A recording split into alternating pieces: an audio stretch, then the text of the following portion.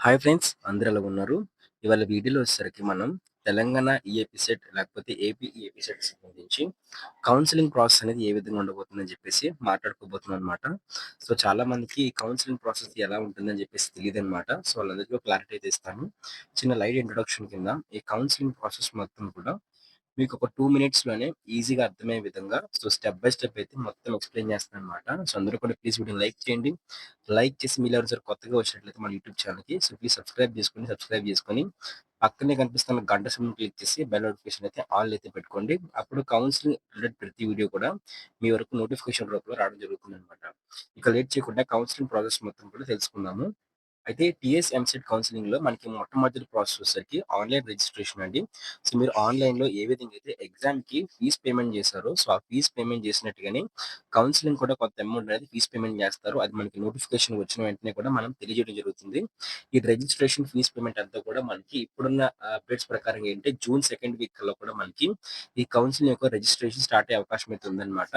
మరి ఆ తర్వాత మనకి ఇంకేముంటుంది అనుకున్నట్లయితే ఆన్‌లైన్ రిజిస్ట్రేషన్ చేసుకుంటున్న తర్వాతే మనకి స్లాట్ బుకింగ్ అయితే ఉంటుందన్నమాట. దీంతో పాటు అంటే ఆన్‌లైన్ రిజిస్ట్రేషన్ పూర్తయి కొన్ని రోజులు కొంత టైంకి మనకి ఈ స్లాట్ బుకింగ్ అయితే ఉంటుందండి. సో, స్లాట్‌లోని మనం ఒక స్లాట్ బుకింగ్ చేసుకుంటామనమాట. అంటే పర్టిక్యులర్‌గా ఒక ప్లేస్‌కైతే వెళ్లి అక్కడ మన వెరిఫికేషన్ డాక్యుమెంట్స్ మొత్తం చేసుకుంటాం. అంటే మన డాక్యుమెంట్స్ ఏవైతే ఉన్నాయో Aadhaar card, ration card, caste income, so, TS rank card, TS application form, TS hall ticket, దాంతో పాటే మనకు సంబంధించి ఏమైనా క్యాస్ట్, ఇన్‌కము, సో, అలాగే మన 10థ్ class marks memo, inter marks memo, so, ఇవన్నీ ట్రాన్స్‌ఫర్ సర్టిఫికేట్, టీసీ అన్నీ కూడా వెరిఫికేషన్ చేసుకుంటామండి. సో, వెరిఫికేషన్‌కి ఏ డాక్యుమెంట్స్ కావాలని చెప్పేసి వీడియో చేసి పెట్టానన్నమాట. వీడియో వచ్చేసి మీకు డిస్క్రిప్షన్‌లో లింక్ అయితే ప్రొవైడ్ చేస్తానన్నమాట.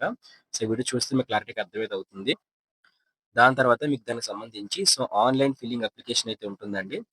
ఓకే. ఇక్కడ ఆన్‌లైన్ ఫిల్లింగ్ అప్లికేషన్ అంటే మీరు వెబ్ ఆప్షన్స్ పెడతారు. అంటే వన్స్ మీరు డాక్యుమెంట్ వెరిఫికేషన్ అయిపోయిందనుకోండి, ఎవరైతే వెరిఫికేషన్ కంప్లీట్ చేసుకున్నారో వాళ్ళందరూ కూడా ఒక లాగిన్ ఐడీ అయితే ప్రొవైడ్ చేస్తారనమాట. ఆ లాగిన్ ఐడీలో ఏముంటుంది అనుకున్నట్లయితే మీరు లాగిన్ అయిన తర్వాత మీకు కాలేజీలు మొత్తం చూపిస్తాయి. ఆ కాలేజీల్లోని మీకు నచ్చిన కాలేజీలో ఏ కాలేజ్ అయితే ఉంటాయో సో, అవి ఒక ఆర్డర్‌లో మీరు పెట్టుకొని వెళ్తూ ఉంటారండి. సో, మీకు అర్థమైంది కదా! ఒక ఆర్డర్‌లో మీరు పెట్టుకుంటూ వెళ్తూ ఉంటారనమాట. సో, అట్లా మీరు ఆర్డర్‌లో పెట్టుకొని వెళ్తున్నప్పుడు మీకు ఒక లిస్ట్ అయితే ప్రిపేర్ అవుతుందనమాట. సో, మీరిచ్చిన లిస్ట్‌లోని టీఎస్‌ఏ ఏపీ సెట్ వాళ్ళైనా, ఏపీ సెట్ వాళ్ళైనా సరే, అందులో మీరు ఏ కాలేజ్ అయితే మీకు ఫస్ట్ అంటే పైనుంచి కింద వరకు కూడా ఏ కాలేజ్‌లో అయితే మీకు ర్యాంకు, మీ కట్ ఆఫ్, మీ క్యాస్ట్ అన్నీ మ్యాచ్ అవుతాయో, ఆ కాలేజ్‌లో అయితే మీకు సీట్ అయితే పైనుంచి వచ్చిన ఫస్ట్ కాలేజ్‌లో మీకు సీట్ అయితే ప్రొవైడ్ చేస్తారనమాట. ఆ విధంగా మీకు సీట్ అలాట్‌మెంట్ జరుగుతుందనమాట. సో, అప్పుడు సీట్ అలాట్‌మెంట్ అయినప్పుడు మీకొక కాలేజ్ అనేది వాళ్ళు ప్రొవైడ్ చేస్తారు. అంటే ఒక కాలేజ్‌లో మీకు సీట్ వచ్చిందని చెప్పేసి ఒక లెటర్ లాంటిదైతే మీకు ప్రొవైడ్ చేస్తారనమాట. మీరు ఆ కాలేజ్‌కైతే వెళ్లి సెల్ఫ్ రిపోర్టింగ్ చేయాలనమాట. సెల్ఫ్ రిపోర్టింగ్ చేసి ఏమైనా స్టార్టింగ్‌లో పే చేయాల్సిన ట్యూషన్ ఫీజ్ ఉంటే, ఆ ట్యూషన్ ఫీజ్ అమౌంట్‌నయితే మీరు పే చేస్తారండి. సో, ఈ విధంగా అయితే మీకు మొత్తం కౌన్సెలింగ్ అయితే పూర్తయితే అవుతుంది. సో, మీకు అర్థమైందని అనుకుంటున్నాను. మీకు ఇంకేమైనా డౌట్ ఉంటే ఖచ్చితంగా కామెంట్ చేయండి. దీంతో పాటు ఈ కౌన్సెలింగ్ సంబంధించి ఎప్పటికప్పుడు లేటెస్ట్ అప్డేట్స్ కోసం ప్లీజ్ మన ఛానెల్ సబ్స్క్రైబ్ చేసుకోండి.